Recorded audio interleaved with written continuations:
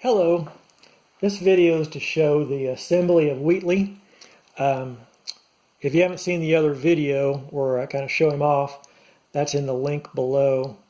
And I also have a link to my project page which has all the 3D files and the full model in Fusion 360. So I took the one of the shells off here, and so we can kind of show the inside and see how we put them together. Just a first note about 3D printing.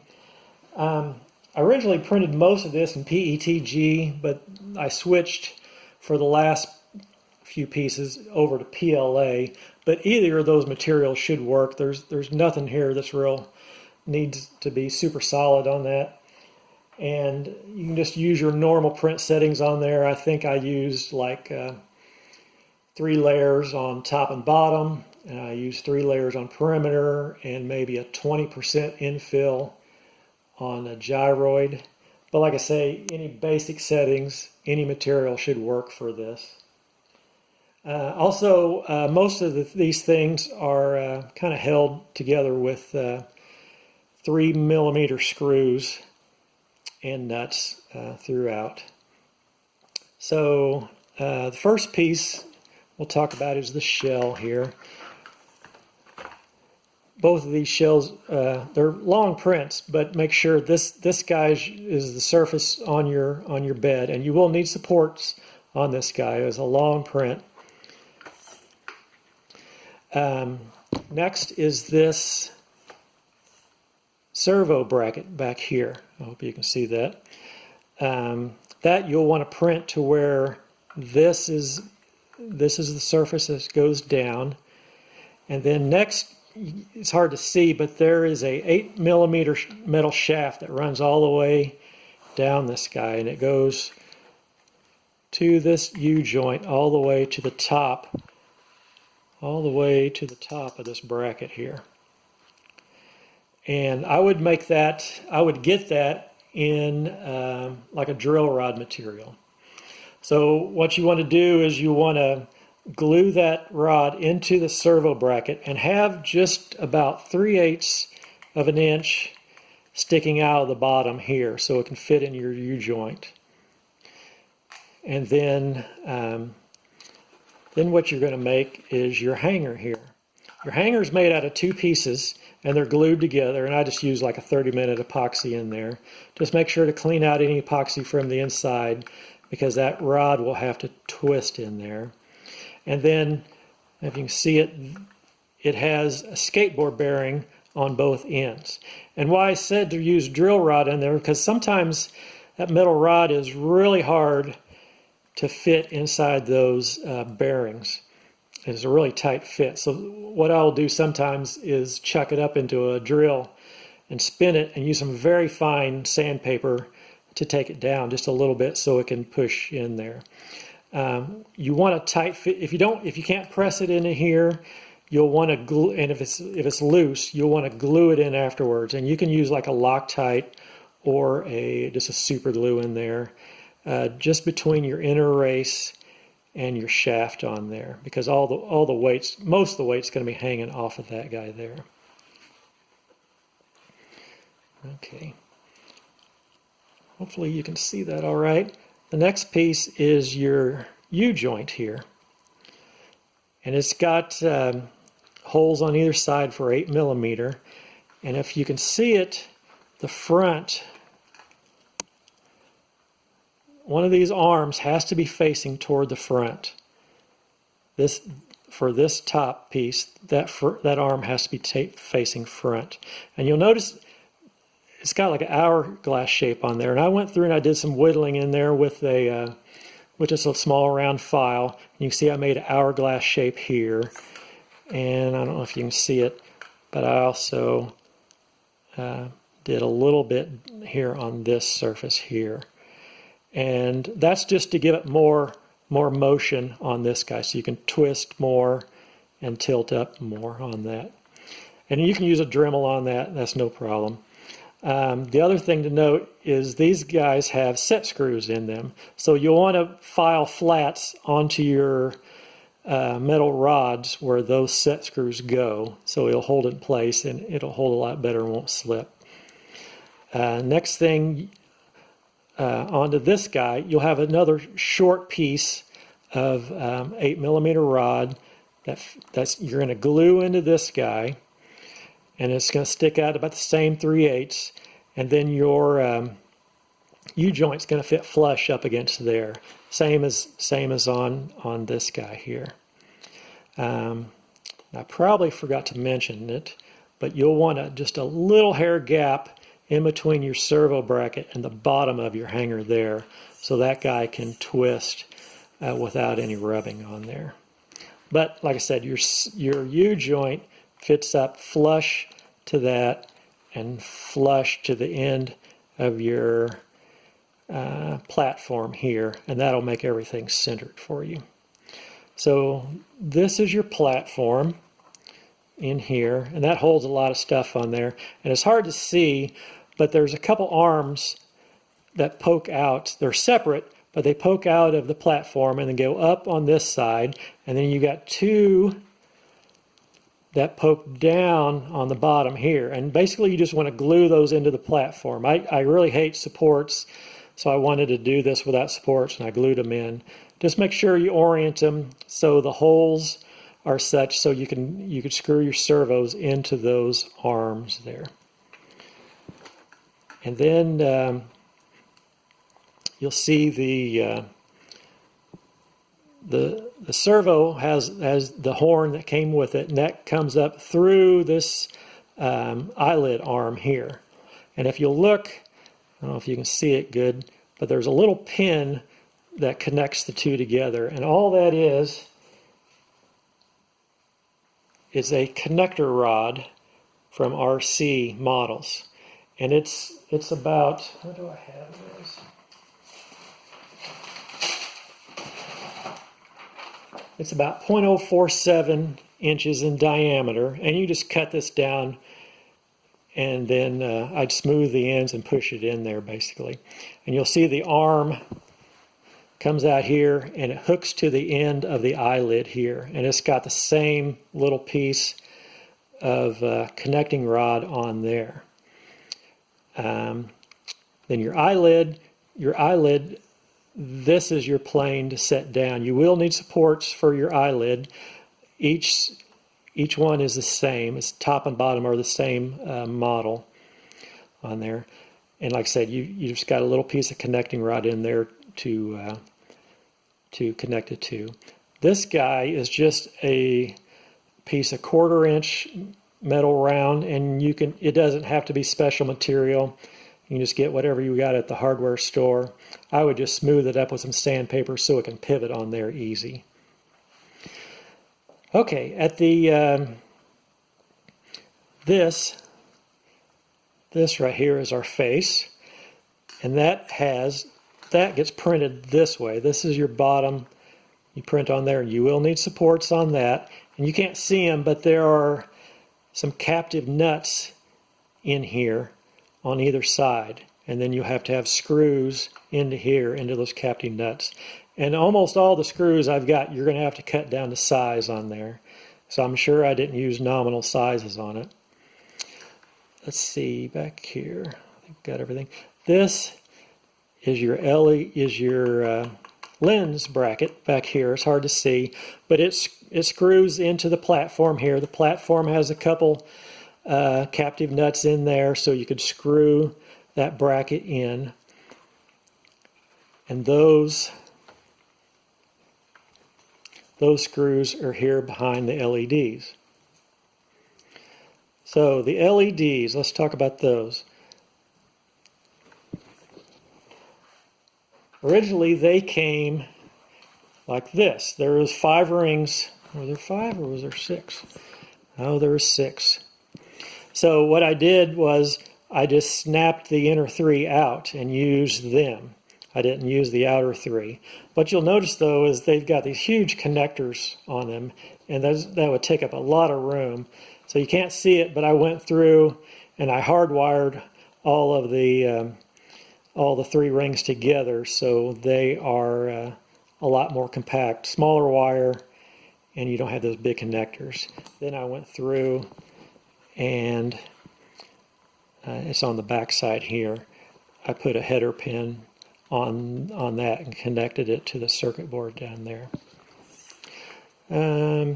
So then I think I just hot glued that LED lens on there. I can't remember on that. Next, you've got your lens, and this guy just pushes into that hole there basically. And use a white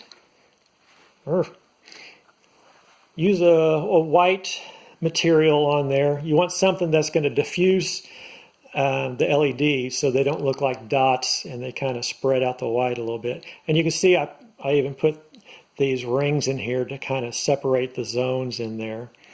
And then for the outside, I had printed a lot of different materials on this, a lot of samples, and I couldn't come up with quite the look that I wanted.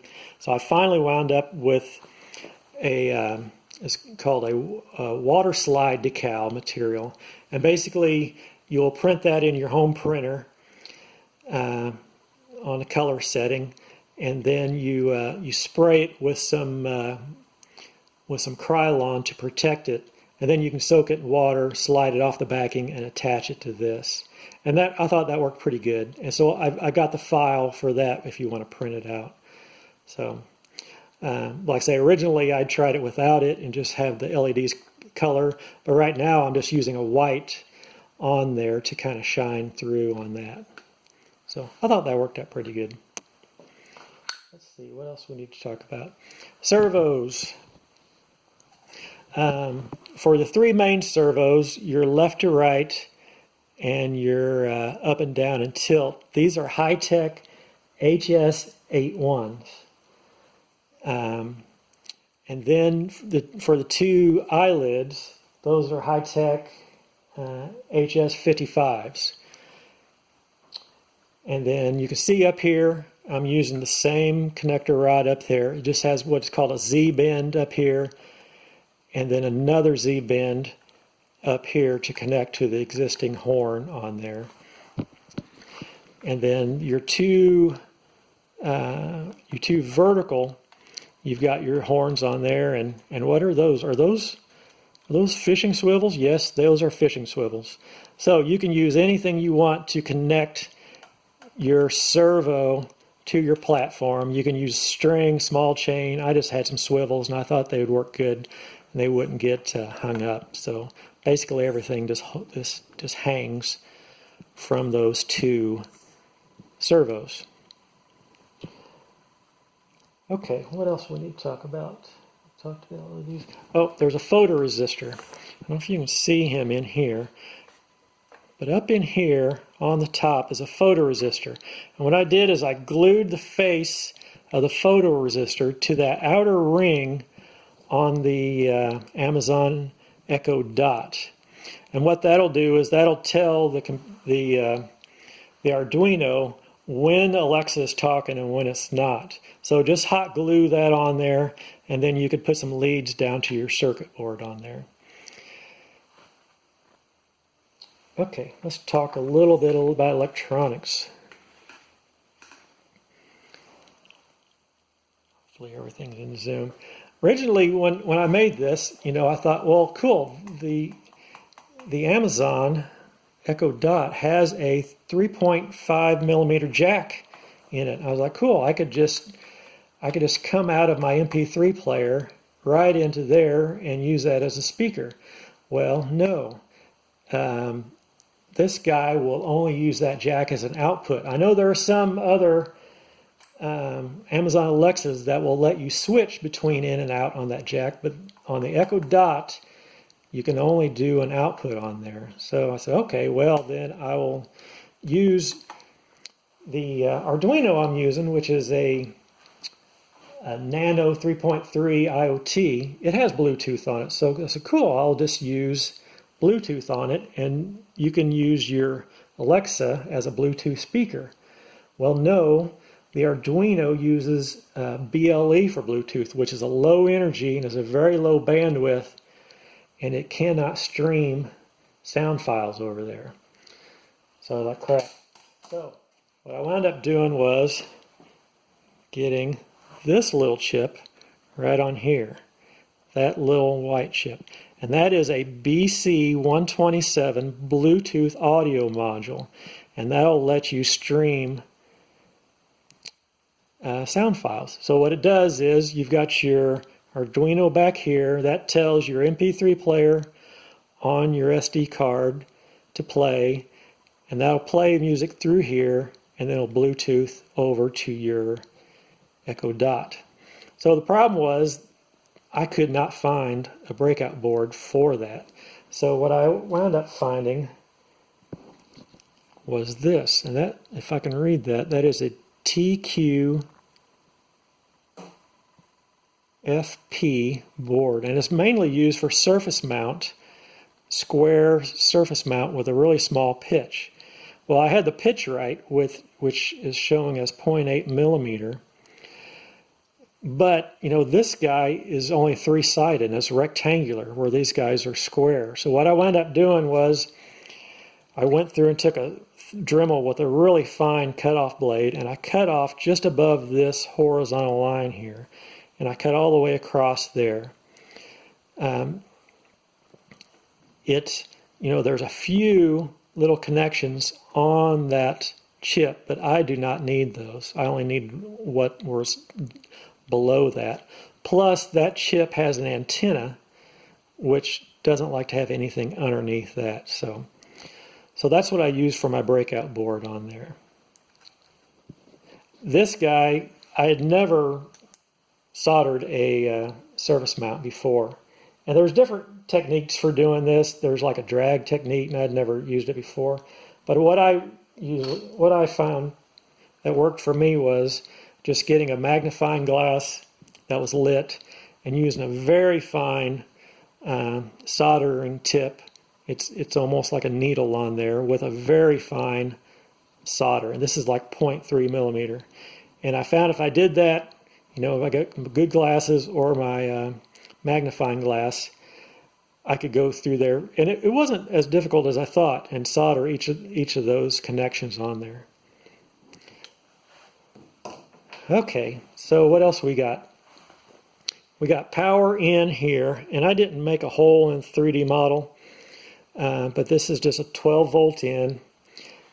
It splits out to your Echo Dot, and then there's a buck converter on the back side there. You can see him down in there, and that'll step down your 12 volt to 5 volt.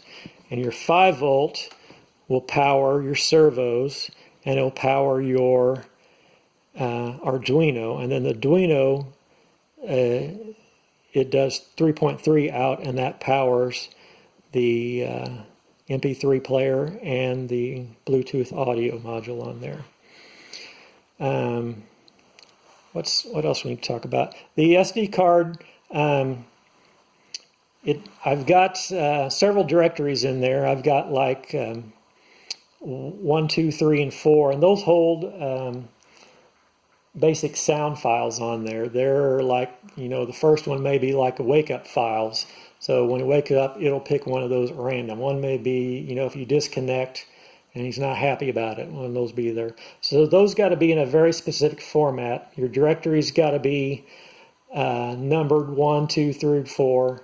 And your sound files, I believe, have got to be 001 wave, 002 wave, and such like that. So it's very specific on how those files are done. And then the other files, I'm calling them chapter directories. Those are 10 through 99, and you could have however many you want on there. So it'll pick one of those at random to play, and it'll play all those in that directory, and then it'll stop and it'll disconnect on its own. So you can have however many you want. I think I've got like 10 to 65 or something like that. But there are a ton of free voice files on the internet, and I should have a link on the project page. And you can mix or match. I just have Wheatley on mine, but you can add other files in there. You could add GLaDOS in there or whatever you like. Okay, what else do we need to talk about? We talked about the photoresistor. One other thing, I made another sketch for the Arduino, and it's kind of like a setup sketch for the Arduino. And what it will do is it will go through and set up your BC127 for you, and you just need to install it once and run it through once, and that'll make all your settings for you on your Bluetooth audio. And another thing you can use it for is you can use it to find your ranges for your servos. On all the servos, I've got like a min, a max, and a home range, so you can kind of tweak those in the setup sketch to find those values, then copy them over to the main sketch and go from there. Another thing is your photoresistor. You need to kind of find a mid value between your dark and light, and just have it send out that value to your serial port, and you can kind of monitor that on when it's dark and when it's light, and just pick a mid value, and that's kind of a threshold that it will use between the two to tell when it's not talking and when it is talking. What else was there? So let's talk about paint. I'm not very good at painting or weathering, really. And this is kind of my first time weathering something, but I thought it turned out fairly nice. And boy, if you want to learn how to weather, you talk to the experts, and that's model train enthusiasts. If you've seen some of their pictures, they're just fantastic. And so I picked up a couple tips from them. So first, to paint my shells, my face, and my eyelids, I did the inside just a satin black on there, spray painted that. Then for the outside, I just did a white, and it can be gloss or matte, it doesn't matter. And then I went through and painted trim. I painted this gray, and then I went through, and this trough I made black and stuff. Once you get everything painted well, go through and spray everything down with this. This is a matte finish, and what you want, that will protect your paint, and it'll also give it something to stick to. It makes kind of a really rough surface on there for the next process to hold to. And that was the trick I picked up on there, and that was to use these. These are pastel chalks on there. And basically what you can do is take the chalk, and I've got several colors, but I just needed blacks, the grays, and the whites. But you take one of the chalks, run it over some fine sandpaper, and then you can pick it up with a brush. And basically I just brushed it in. I would take some dark and brush it in here, take some gray, brush it a little further away, and such like that. And then you'd sit there and blend. Then the next thing I did was, if you get way too much on there, these are just excellent at taking off. If you get too much material on there, these makeup sponges worked a real treat for wiping. I come in here and the brush is good for smoothing areas, and then the sponges were good for taking up if I had too much on there. Some other things I did, you could go through and take some white paint or some lighter areas and just do what's called a dry brush on places where you think it's going to rub. Is where something's rubbed and broke off, and you can kind of see on here I've got some fine lighter areas on these edges. There's lighter areas on here and on here. Another thing you can do is just take a pencil with a rubber eraser, and I went through and around, and that will go through and kind of remove some of that chalk, and you can see it's kind of got a white area. It looks like it's been rubbing, or it's kind of peeled off or broke off on there. That's another thing I did. But you can kind of see, I try to get a lot of dark areas in the corners and such. The other thing I did, I used some of that same water slide decals for the logo here, the Aperture logo, and I also did it for these dots up here. I forgot to put it into the model, so I didn't think I'd be able to do them by hand. I thought they'd look crappy if I just painted them on there by hand. So I made a decal for that and just put it on there. And hopefully I can see it a little bit, but it's not too bad. Okay, after